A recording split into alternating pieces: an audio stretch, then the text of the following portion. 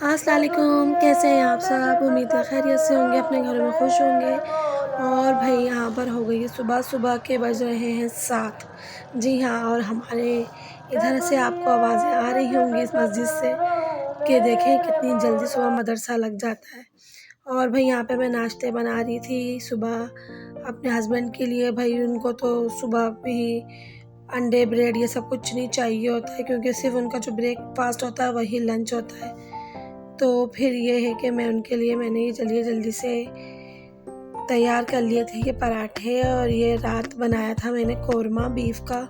तो मैंने कहा चलो उनको अंडे ना दूँ और इससे ये खा लें।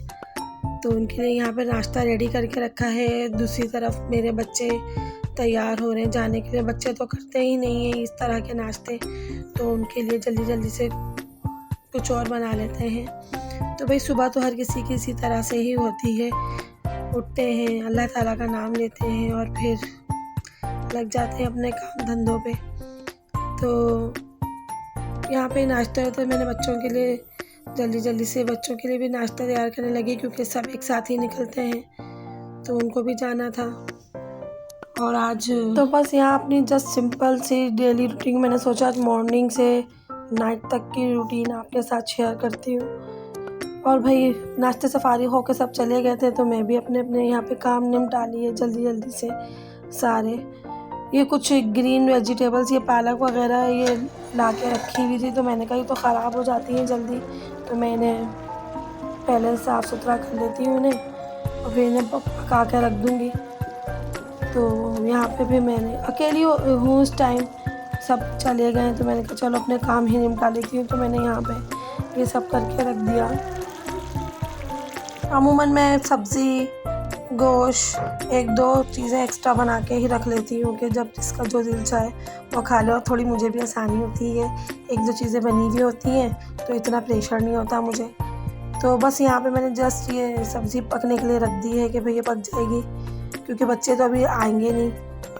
तो ये यहाँ पे कुछ मेरे कपड़े सिल कर आए थे, तो मैंने कहा रात मैंने देखे नहीं थे, तो मैंने कहा लाओ मैं इन्हें देख लूँ कि कैसे सिले हैं।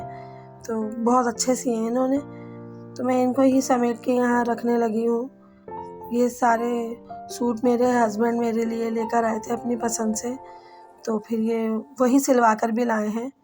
तो मैंने कहा चलो मैं इन्हें चेक कर लेती हूँ कैसे सिले हैं, क्योंकि मैं ही देख कर आती हूँ सिलने के लिए, फिर मैं ही बताती हूँ ऐसे सी लेना।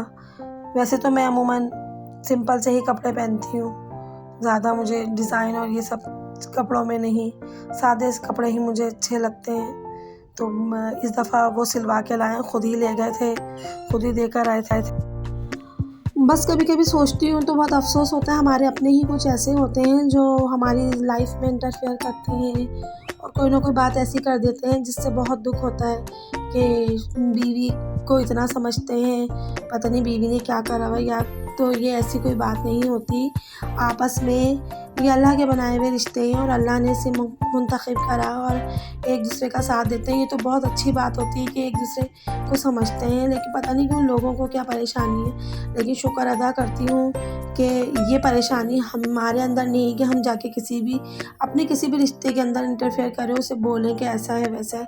लेकिन जब मुझे ये बातें पता चलती हैं कि कोई मेरे लिए करता है, तो मुझे बहुत दुःख होता है। ऐसा आपके साथ भी होता होगा कि कुछ ना कुछ कहीं ना कहीं कोई रिश्ते ऐसे होते हैं। तो यहाँ पे मैं अमान को देने लगी थी ये लौंग घी में गरम करके, उसे बहुत खांसी हो रही थी और ये शाम होने लगी है, मौसम बहुत चेंज हो गया है और फ्लू, नज़ला, ज़ुकाम, फ़ीवर ये फिर से भी होने लगे हैं। सर्दी की तो फ़िलहाल कोई आमद नहीं है, हल्की-फुल्की एक चादर वाली नन्ही-मुन्नी सी सर्दियाँ लगती है। कभी रात को वैसे ब्लैंकेट वगैरह तो कुछ निकाला नहीं है अभी।